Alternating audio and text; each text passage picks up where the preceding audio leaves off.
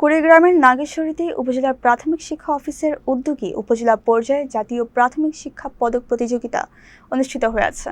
Model সরকারি প্রাথমিক বিদ্যালয় মাঠে আয়োজিত এই অনুষ্ঠানে ক্রীড়া, সঙ্গীত, আবৃত্তি, ক্লাবিং ও কুইজ প্রতিযোগিতা সহ পুরস্কার বিতরণ সম্পন্ন হয়। সহকারী প্রাথমিক শিক্ষা অফিসার কানিজ আখতারের পরিচালনায় অনুষ্ঠানে প্রধান অতিথি ছিলেন উপজেলার প্রাথমিক শিক্ষা অফিসার লুৎফর রহমান। সাংস্কৃতিক ও অন্যান্য প্রতিযোগিতায় বিচারক মণ্ডলীর দায়িত্ব পালন করেন সহকারী শিক্ষা অফিসার AHM রায়হান কবির, সাখাওয়াত হোসেন, ইন্সট্রাক্টর কামরুজ্জামান, মাধ্যমিক শিক্ষক সমিতির সভাপতি শহীদুল ইসলাম, নাগেশ্বরী ভাওয়াই একাডেমির প্রতিষ্ঠাতা সভাপতি শফিকুল ইসলাম শফি ও সুরের ভবন সঙ্গীত একাডেমির সভাপতি পূর্ণচন্দ্র কর্মকার সহ বিভিন্ন বিদ্যালয়ের প্রধান শিক্ষক ও গুণীজনেরা। প্রতিযোগিতায় বিজয়ী শিক্ষার্থীদের মাঝে পদক ও পুরস্কার বিতরণ করা হয়।